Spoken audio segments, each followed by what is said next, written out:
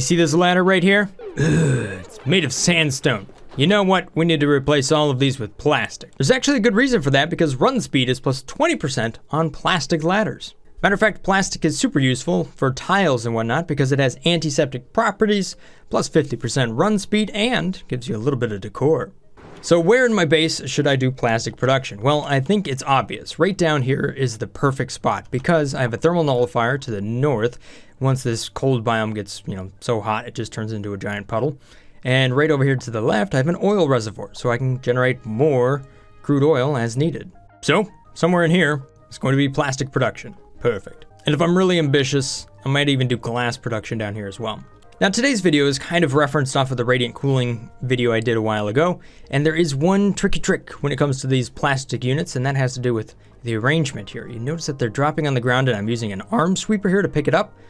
Aha! That's because I flipped the plastic machines from left to right. And for whatever reason, when you do that, it drops off the edge there. Combine that with our automated inventory system, and we should have a way to produce plastic on demand as needed without overproducing it and just having a giant pile of plastic down there that you'll never use. Yeah, tricky.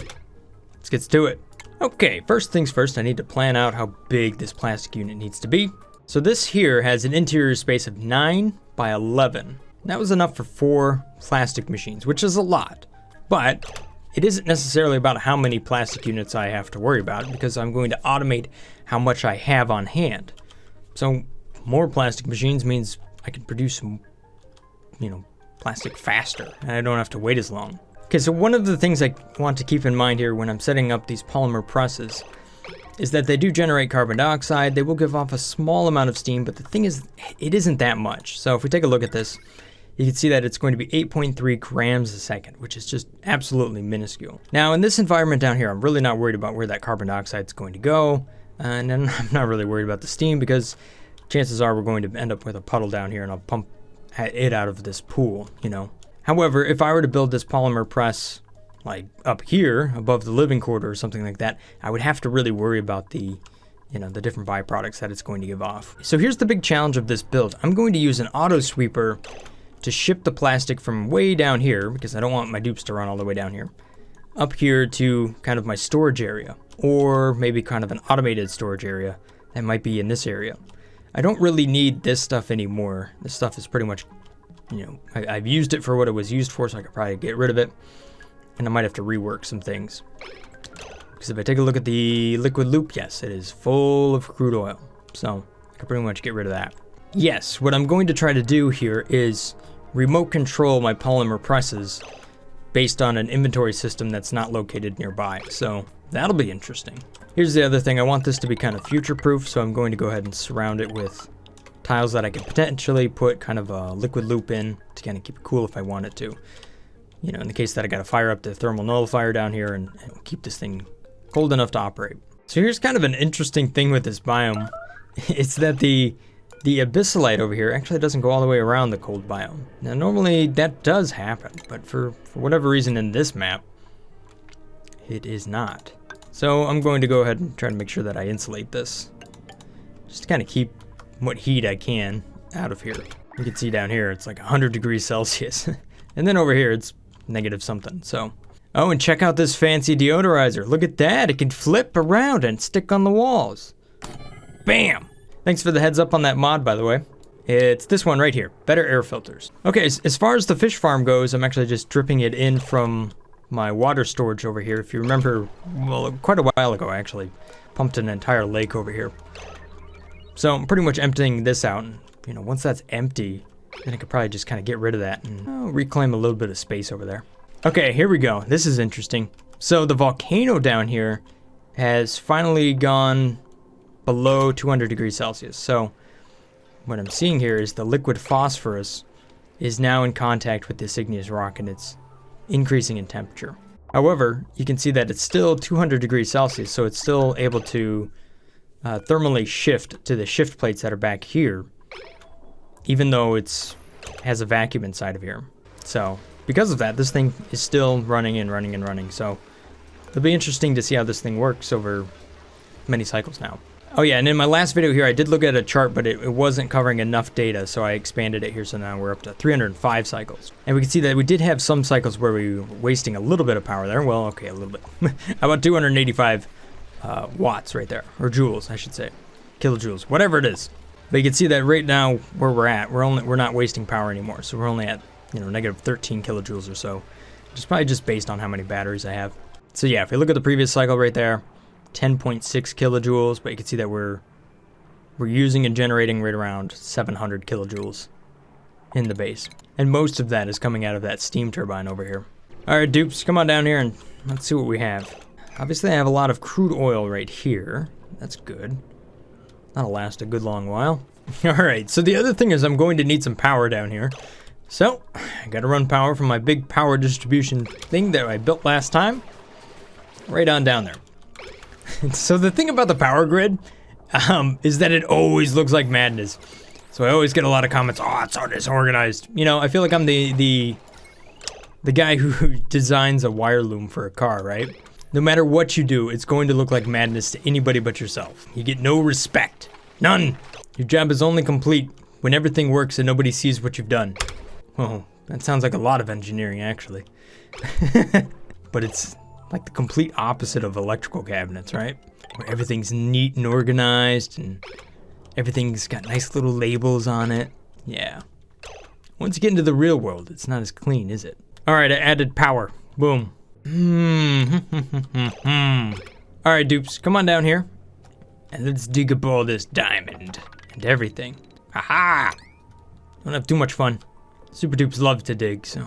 Dude, Kaya is like moving around quick these days. She's keeping up with the super dupes. Look at Stinky go. So even though these super duplicates have like stats of 9,000 and whatnot, there really is there's a global limit that they reach. So, I mean, it can only go as fast as the animations. And at some point things are, you know, hardly different from each other. But as we can see here, my dupes can dig super fast. Good job, Kaya. But you really don't need to do this anymore. Although I am curious on just how much you're gonna mop up. Like, I just want to see what happens here. 7 tons in a single bottle. That's actually pretty impressive. Somewhere in this map, I think, is a refined metal volcano. I have yet to find it, but once I find it, I think if it's gold, which if I remember correctly, the seed, I think has a gold metal refined metal gold volcano. Bubbles is now mopping forever. All right. That's fun and all, but it's really not needed. So there you go. Okay, so right here is where I would like to have like a duplicate step stool or like platform shoes or something, just so that I could have one extra tile. Just one extra tile of reach. It'd be so nice. So a lot of people ask me in this game, like, okay, what would you include if you could include anything? And I mean, I always come back to having some sort of piece of equipment, right, that builds an attachment that your dupe can use, or some sort of like tool that they could use, such as something that lets them traverse a taller space like this, right, without a ladder. Maybe they got a little lasso with a hook, I think is one of them.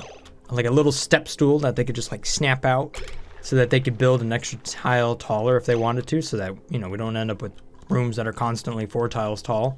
You can really think of a lot of cool things that a duplicate could potentially use, but I don't know. I think it would be neat. And I have seen that they have art for like different tools, or different guns, like upgraded digging tools. So maybe we'll see that in the next update. I don't know. I honestly don't know any more than the rest of you guys. Ah! Okay, I'm out of food. So, I think it's time to expand my food storage. Maybe I'll automate that one of these days. Speaking of equipment that I could probably get rid of, I could probably get rid of this whole thing, but the thing is I like it. So, however, Merc, I think you can... Oh, you know, we'll deal with that later. Let's focus on the plastic. One topic. Keep it to one topic. Here we go. Ah, that deodorizer. Beautiful. Oh, that's so nice. All right, keep digging, dupes. We'll go all the way over here. These dupes have a lot of work to do. All right, you need to come all the way over. Otto, buddy, what are you even trying to do? You know you can't dig that. What? Come on. All right, so I'm going to have the dupes over here dig into this area and essentially This is my duplicate version of fracking. We're just going to dig a vertical tunnel with horizontal channels to different locations of crude oil. And then at this point, we'll kind of dig through some areas like that and let this high pressure crude oil out, creating one giant puddle of crude oil. And then down here, right at the very, very bottom of this, I will put one very lonely pump. And then once I have access to all of that crude oil, well, then I got to figure out where I need to convert that crude oil into petroleum. Now, there's a couple different ways we could do that. One, we can use the piece of equipment that does it, which for plastic production is fairly reasonable. Or we could tap into something crazy like magma over here and just use heat to convert it. But then I'm storing very, very hot petroleum, which is not necessarily what I want to do in this biome. However, using thermal energy to convert crude oil into petroleum, rather than using the in-game equipment, is basically the key to some seriously efficient, systems. And we definitely will explore that at a later date. Stinky, buddy. That's a bad spot to get stuck. He doesn't seem to be too bothered about it. There you go. Get it, Dupes. Have at it. This is where 4 duplicants die. Oh boy. Even Merc is getting in on the action, isn't he? I see a little chef hat. Yeah, there you are, bud. Man, these dupes are so efficient. Holy cow, that was one cycle. Look at this crude oil. Look at all this crude oil. What is this? This poor cold biome. Where's all your abyssalite? No wonder it's all melted. Oh, look at that! Spore child seed. This beautiful specimen is actually the host for a particularly nasty strain of brain fungus. I'm guessing this is where zombie spores comes from. And that's one disease I've never dealt with. Let's go ahead and sweep it up. Ooh, there you go, fish. Almost enough water. Did I drain this thing completely? Yes, I did. Okay, so all of those storage tanks are gone. Goodbye. All right, well, I don't want all of this heat to continue to flow up into this cold biome. So I guess I'm going to have to kind of come over here and isolate this stuff if possible. I might as well just go straight across like that. Good luck, Dupes. You're going to have to dig all the way over here and then go up at an angle. Yep. So the other thing here is I'm laying down an oil pipe that's going to run from way down here. And that's going to pipe up into an oil refinery here. And what I'm using here is a couple of those bridges with a sensor. And that's just like what I did up here for this oxygen system, where I detect whether or not the pipe is full. So what I can do here is I can use one to detect when this liquid reservoir is full, and then I can set up another one on the outlet of this to detect when it's empty. So that way the duplicants only come down here to run this metal refinery in order to charge the liquid reservoir. So that way they're not making this trip all the time down here. It's something that they do for like one big cycle continuously, or maybe a couple cycles, and then they kind of leave it alone for a good long time. At least that's the hope, unless I'm cranking out a ton of plastic. Okay, so this is going to look like madness because I'm jumping back over the same pipe here, but this is where I'm going to detect whether the pipe has now, okay, so this is going to look like madness, but essentially we detect when it's full right here, and then we're going to detect when it's empty right there. And then the pipe will flow out and through the different polymer presses.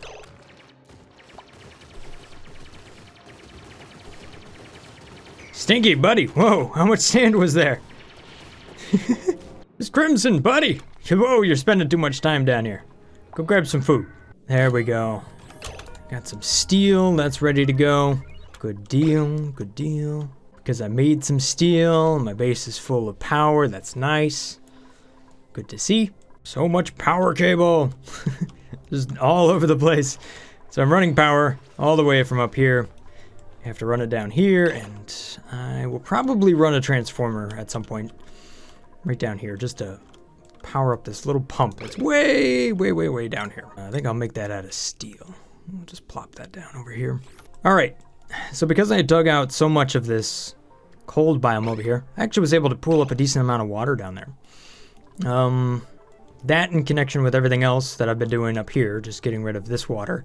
So now I have a nice clear space right there. Has given me enough water to get this fish up and running. So this fish is actually happy. You can see it's got one little fry egg right down there. So that's nice and encouraging to see. If I go ahead and just kind of swoop that up, I should be able to pretty much finish off this little pool down here. Of course, now I got to figure out all the conveyor rails. So the eggs, those will go in here, here, and here, and those goes right up there. The shells are in this line, which goes up to the crusher up there. That turns it into lime. And then the last thing is meat. So if I compress the rails as much as possible here, and then I can have the meat just come out right there. So that's meat, shells, and eggs, all connected. All right, there we go. The great pipeline. We've got just 2 super dupes building that thing.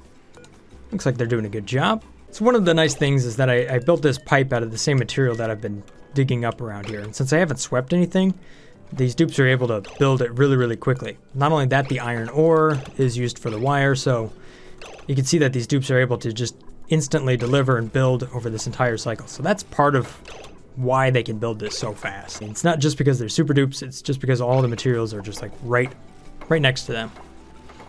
And their priorities are such that it's kind of delivering and building is possible, I should say. There we go. Just about done. How productive. 1 cycle. Just a little bit more. There you go. Good job, dupes. Wow. All right, I'll hand it to you guys. That was actually really, really, really productive. You missed a little bit.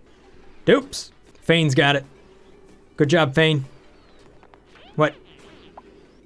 You left me hanging, dude. You telling me you're hungry? You're hungry. You know what? I don't think it's too much for these polymer presses to actually just pipe their carbon dioxide right over here. It's pretty close to a straight shot. Nope. Here we go. We'll just run the pipe right down over there, just like so. Okay, yes, so the carbon dioxide that's coming out of these polymer presses will be piped all the way over here to my little slickster farm.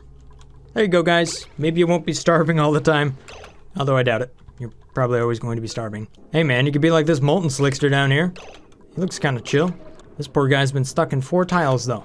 At least you guys have this slick ramp to slide up and down all this time. Look at that, look at that. It's pretty nice, isn't it? Somebody even put this convenient little gas vent right here, just for you. All right, build that pipe. Finish up these rails. That'll bring in the algae for the fish. I think I'm just about done with this thing, finally. There you go. Enjoy that. Pachu. Eat it. Eat it. You know you want to. Fish, why won't you go up there and eat out of that? It looks like it's... Do you need just a little bit more water? Maybe? These fish are a pain in the butt. Oh, look at this. I am out of water over here. So I've actually been able to clean up all of that as well. This is the episode where I delete all of my liquid tanks. So if I don't finish this plastic production, which is taking forever, I can at least use a different title. Finish it, dupes! As we get further and further into this, into this base, there's a good chance I'm going to have to part many of these episodes out in the future here, because as we get further and further into this, things just take longer to build, and the game kind of slows down. I mean, rockets don't happen in just a few cycles, so there's a good chance I'm just going to have to do part 1, 2, or 3 of building a rocket or something like that. But even though I'd like to do everything in one episode on one topic, I don't know if that's going to be possible here in the late game. Okay, so this will be interesting over here. This is the second time the volcano is going to erupt. And this steam turbine has been pretty much just running nice and stable for quite a long time now. Now, its power did go down initially from like 800 and some watts down to like 240, and it's just kind of settled out right there. But pretty much just runs the entire cycle after cycle. What's interesting is what might happen to this igneous rock down here. So this is at 932 degrees Celsius right there, and it's 9.4 tons. So I'm kind of curious to see what's going to happen to that. Will it remelt, or will it just will more of the magma that come out of here just kind of build up right on top of this? My hope is that it just kind of builds up on top of this, and then, this thing just here continues to generate power 24/7, and it kind of spikes up every time the thing erupts and then kind of draws back down. Okay, in 5 seconds here, even Bubbles has come down here to watch the show. All right, let's check this out. Here comes all the magma. It definitely flashed all of that back into phosphorus gas. which is good. And we can see that this is continuing to build up more and more tonnage there. I guess Bubbles got bored. Nope, Super Meep's coming over here to check it out. You know, just in case this door decides to throw a lot of heat his way. Yeah, as we can see here, it's just building up more and more mass. But it is increasing the temperature a little bit there as well. Ooh, but we're starting to see more and more magma now. Will it entomb or will it not? That's the question here. Oh, the doors are opening. That's not a good sign. Oh! We have 800 and some kilograms per tile. Some of them are a little bit over 1,000 kilograms, though. Let it play out a little bit faster. How's the temperature doing up here? Oh, yeah, the Weezeworts have that in check. Negative 50 degrees Celsius up here. I could probably run a cooling loop off of that if I really wanted to. If I run some automation up there. Okay, why don't you go in there and take some temperature readings, huh? It'll be just fine. Don't worry about it. Oh, look at that! Boom! Ha-ha! Yes! Exactly what I wanted to see. One volcano, and it's not entombed. Nice. And just like that, boom, look at our steam turbine. It is maxing out. Apparently I'm using a fair bit about power all over the place. What? Dupes, what are you doing to this poor fish feeder? I know the fish wasn't cooperating, but you've can't let the water run out. Jeez. Jeez, mop it up, please. Thanks, Super Mate. I have a very stubborn fish down here. No matter what I do, like, it will not eat from this fish feeder. Meanwhile, this fish has no problem at all. It's like, hey, there's food over here. Delicious. Are you elderly? Are you gonna die on me before you... Oh, great. There we go. That thing is full of algae. No? I hate these fish. These fish. Come on. Why do you eat out of the fish feeder, but you don't? Is it because it's open? Is that the only reason? I mean, these fish down here seem to know what's up. Okay, no, I enclosed this, and you still refuse to eat. Alright, I'm just curious. Like, what if I bring a different fish in there? And see? It is literally this fish. You're just stupid. I don't know why, but you're just a stupid fish. That fish eats. And you don't? I mean, even the Drecos, like, decided to come down there and try a bite. Look at that Dreco. That's like Dreco's parkouring over our fish tank. This is why I hate fishing, okay? It doesn't make any sense. What? What? You've now decided that you are going to eat? Wait, what? You didn't... Nothing changed. Pachu? Literally, nothing changed. Why now did you decide to eat? You see, Brothgar, I figured I would eat, but not lay an egg before I died, just to spite you. Clearly, that's exactly what you were thinking. How about you? Are you going to eat? The fish feeder's right there. Or do you need to randomly be teleported and then redunked into your own tank? Yes, you just need to be randomly teleported and redunked into your own tank. Okay. I feel like I break the game every time I play it. Is that just me? Alright, well there we have it. Alright, so there we have it. As long as these fish cooperate, I should have 3 fish tanks down here set up and ready to be automated. And I know this one has... So my goal here is to feed this fish a lot. You've managed to work yourself into a good situation. Congratulations. And then try to feed the rest of the eggs up over here and build up that unlimited delicious food. The volcano's continuing to work. That's nice. Glad to see that that's functioning as intended. And plastic, what? I didn't even know I turned this on. Yeah, I'm producing plastic down here. Beautiful. So yeah, this definitely happened while I was looking away. Except for I don't have this stuff automated. So I'm going to go down here and just disable this stuff for now. But I'll have to cover the automation here in the next episode. I have to get this thing edited, uploaded to you guys. So we'll check out that in part 2. It'll be automating the plastic production. Today, we've produced plastic. Nice, 200 and some kilograms of it. So that's a good start. And look at all this crude oil we were able to dig up. So there you have it, guys. Hopefully you guys have enjoyed this episode here of Oxygen Not Included. If this looks like the channel for you, maybe consider hitting that subscribe button. As always, stay awesome, guys. Peace. Brothgar out. Enjoy your weekend.